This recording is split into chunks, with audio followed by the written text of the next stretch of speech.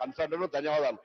కానీ BC commission వేసినటువంటి ఆ బీసీ కమిషన్ మాయమైందనో లేదా జీవో నెంబర్ 18 అనే ఒక్క నిమిషం ఆగరు సార్, ఒక్క నిమిషం అది కోర్టులో గౌరవ సభ్యులు వేసిన కేసు ప్రకారంగా ప్రభుత్వం డెడికేషన్ కమిషన్ మేము బీసీ కమిషన్ వేస్తూ వారికి డెడికేషన్ అథారిటీ ఇచ్చినప్పటికీ స్పెసిఫిక్ గా కొంత వ్యక్తులు కొంతమంది వాళ్ళ ప్రేరేపిత ఉందా లేదా నేను ఇప్పుడు అవన్నీ మాట్లాడదలుచుకోలేదు. కానీ వారి సహకారం అడుగుతా ఉన్నాం. ఇప్పుడు ఇలా ఇంత పెద్ద కార్యక్రమం జరుగుతున్నప్పుడు అపశకునంగా మాట్లాడకుండా సహకరించేటువంటి ప్రయత్నం జరగాలి అధ్యక్ష. ఇంత పెద్ద కార్యక్రమం మొత్తం యావత్ తెలంగాణ ప్రజలు చూస్తా ఉన్నారు అధ్యక్ష.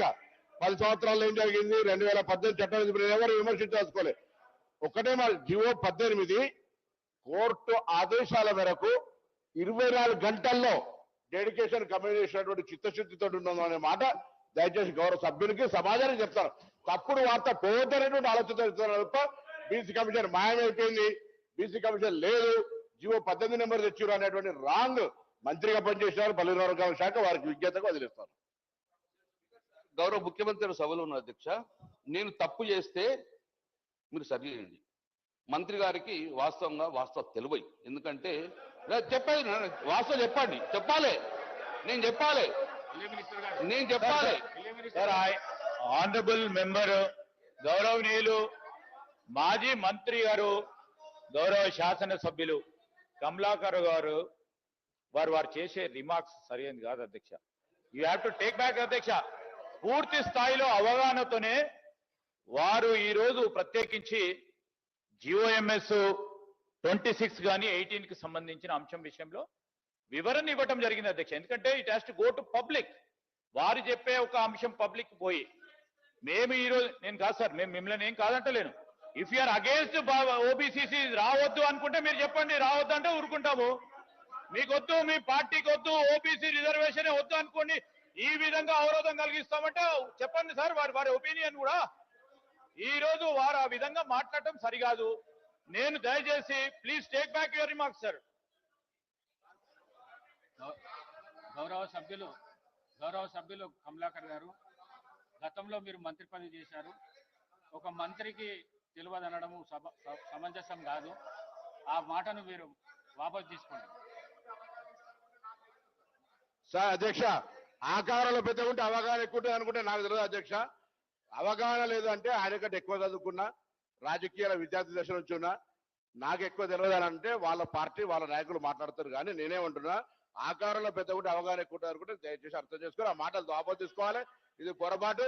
దయచేసి ఈ విధంగా మాట్లాడితే పొరపాటు అని మాట్లాడుతా ఉన్నా సార్. ఒకటి స్పీకర్ సార్, నేను బాడీ షేమింగ్ మాట్లాడితే కూడా చాలా కాంట్రాస్ అవుతుంది సార్. గౌరవ ముఖ్యమంత్రి హాల్లో ఉన్నారు అధ్యక్ష. నేను తప్పు మాట్లాడలేదు, క్లియర్ చెప్తున్నా. అతనికి అవగాహన ఎందుకు లేని మళ్ళీ చెప్తున్నా అధ్యక్ష. నేను మళ్ళీ చెప్తున్నా సార్, దిస్ ఈజ్ అబ్సల్యూట్లీ ఎందుకు అనవసరం సార్ అది సార్. దయచేసి నేను మరొకసారి గౌరవ సభ్యులను కోరుతా ఉన్నాం. ఇది చాలా ఇంపార్టెంట్ బిల్ అధ్యక్ష. ఈ ఇంపార్టెంట్ బిల్లు చిన్న చిన్న అంశాలను మరి మీరు ప్రస్తావన చేయడం, అరే ఒక మంత్రిని పట్టుకొని అవగాహన లేయడం అనేది సరేనా? మీరు ఒప్పుకుంటారా? మీరు ఒక బలహీన వర్గాలకు సంబంధించి ఈ రోజు పరంగా జీవోలు తీసుకొచ్చిన వ్యక్తిపై ఆ విధంగా మాట్లాడటం సరికాదు అధ్యక్ష. It is not in the spirit of right discussion అధ్యక్ష. ఈ రోజు బలహీన వర్గాలకు సంబంధించిన చర్చ జరుగుతా ఉన్న సందర్భాన్ని దృష్టిలో పెట్టుకొని మాట్లాడమని చెప్తా ఉన్నాం అధ్యక్ష. ఈ రోజు నేను కూడా మరొకసారి చెప్తా ఉన్నాను, గంగుల కమలాకర్ గారికి మీరు విత్డ్రా చేసుకోవాల్సింది.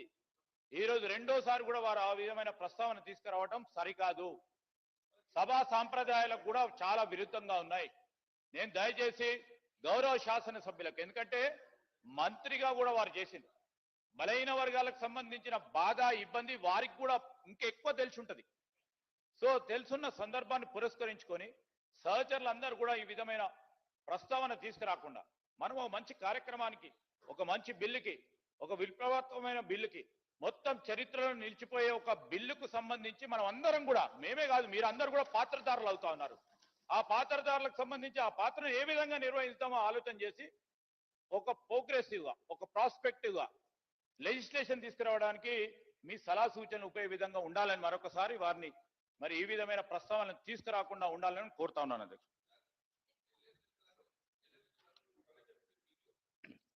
మీరు ప్రవేశపెట్టిన బిల్లు గంగుల కమలాకర్ అదే సార్ మీరు ప్రవేశ 1 మినిట్ గంగుల కమలాకర్ గారు 1 మినిట్. ఢిల్లీ మినిస్టర్ గారు రెండోసారి మీకు రిక్వెస్ట్ చేసిండ్రు, ఆ వర్డ్స్ ఏవైతున్నాయో అవి విత్డ్రా చేసుకోండి. మీరు కూడా గతంలో మంత్రిగా పనిచేశారు, తెలియదు అనడం సమంజసం కాదు, దయచేసి విత్డ్రా చేసుకోండి. కేటీఆర్ గారు ప్లీజ్ ప్లీజ్ ప్లీజ్, ఇది ఇంపార్టెంట్ బిల్. కేటీఆర్ గారు ఇది ఇంపార్టెంట్ బిల్లు. దయచేసి స్పీకర్ సార్ మీరు కూడా మా హక్కులు కాపాడాలి అధ్యక్ష. మీరు కూడా మా హక్కులు కాపాడాలి.